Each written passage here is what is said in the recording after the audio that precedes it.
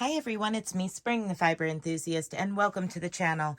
Today is going to be a tutorial on how to create a ribbing on your Addi or Centro, any of the circular or flat knitting machines. You can do this. All we're doing is reversing the stitch. That's it. How to do that? It's time consuming. I'm going to admit to it right away. It is time consuming. However, your final product is well worth it to get that one by one ribbing. And of course, it can be used for around your cuff. It can be used around the bottom of, a cardigan. It can be used at the bottom of a single layer hat. You can do a whole hat this way if you so choose. I have another project going on right now, and there will be a tutorial on how to do this project probably next week. But today's tutorial is going to be just on how to create this ribbing here. So, as I said, it's a little time consuming, but what I do is I start with some waste yarn. I don't know, say 7 to 10 rounds of some waste yarn. And then I put on whatever I'm using for how many ever rows I'm going to be doing.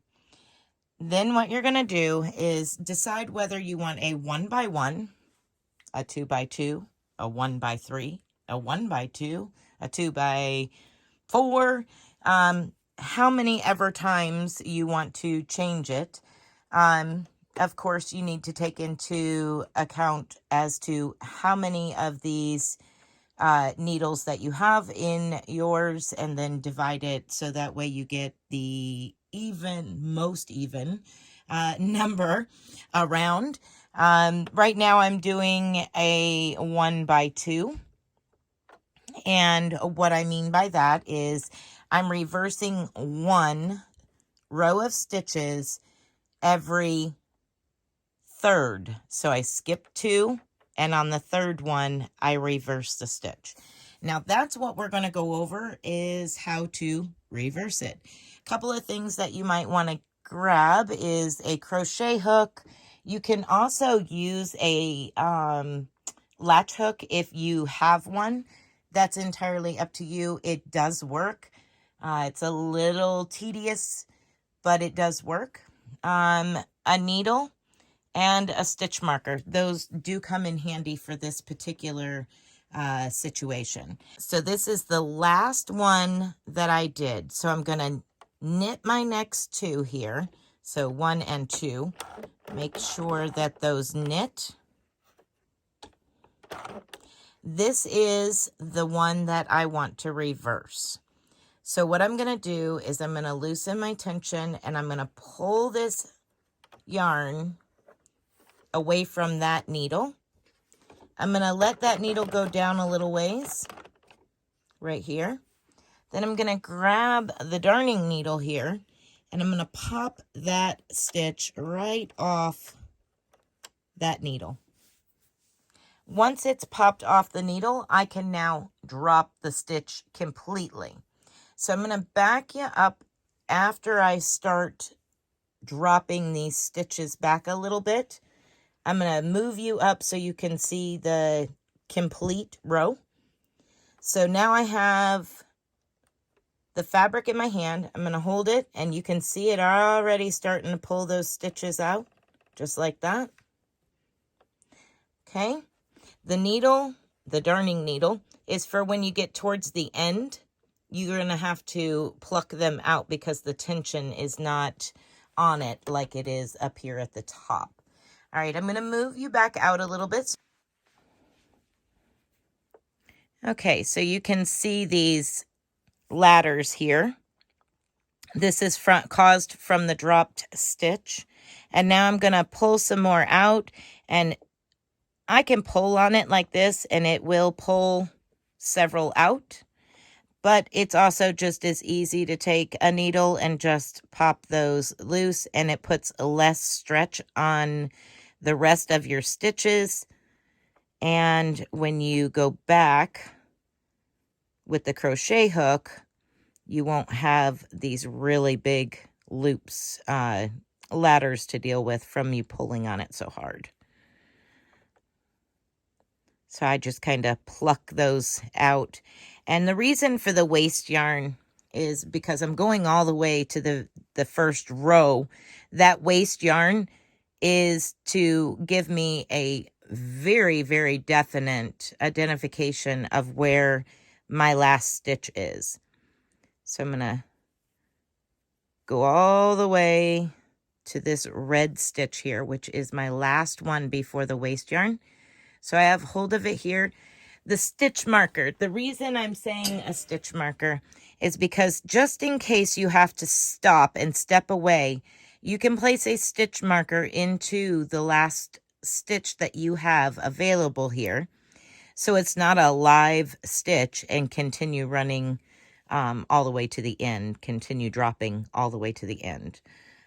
You may be working up all these ladders and somewhere you get a phone call or something, just place a stitch marker in it and it's good. It's not going to go anywhere. All right, let's start working that back up. So what we're doing is reversing that stitch. What you see on the inside of your tube is the purl side of the fabric. So what we want to do is make this row of bars be the knitted stitch you see here. Okay, so let's get down here and get down to business. So I'm going to pull up that stitch marker a little bit. Pull up that stitch marker a little bit. I'm going to remove the stitch marker for now. Insert my hook.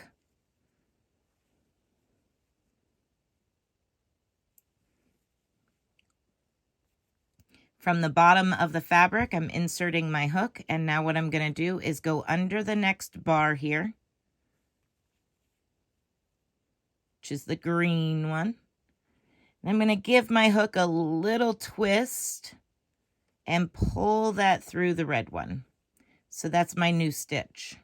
So if I had to walk away, that's where my stitch marker would go, just to hold it in place.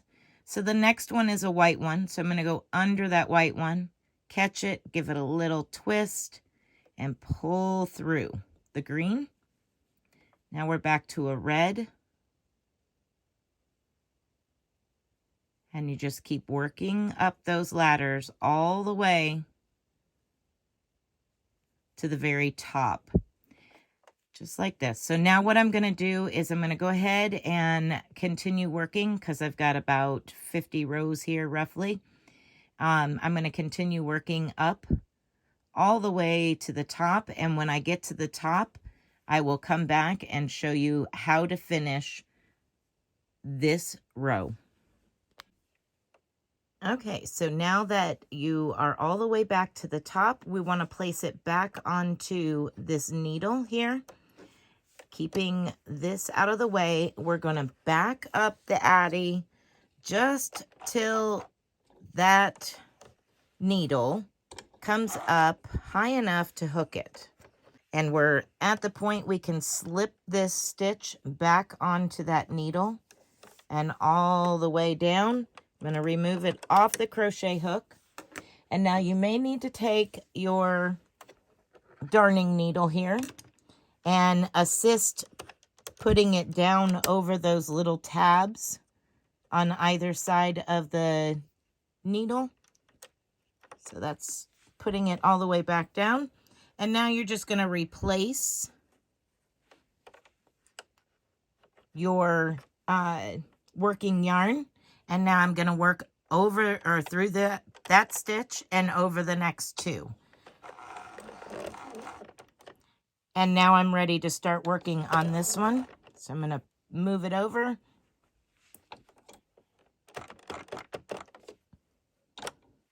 Remove the tension from the working yarn. You can even completely drop it out of the way. if you would like. And then I can get that needle over to where I can pop that stitch off. And now I'm ready to work the next set of bars. So once again, this is just reversing every third stitch. I'm reversing it from seeing a purl stitch to seeing a knitted stitch. And in turn, that is giving a 1x2 ribbing. But if you ever wondered how to do the rib stitch, like I said, it is time consuming, but nevertheless, the outcome of your project is well worth it. Having that little extra give and take at the bottom of a hat or around your cuff, whatever, it's nice. Thank you for watching. Be blessed, be a blessing, and until next time, bye for now.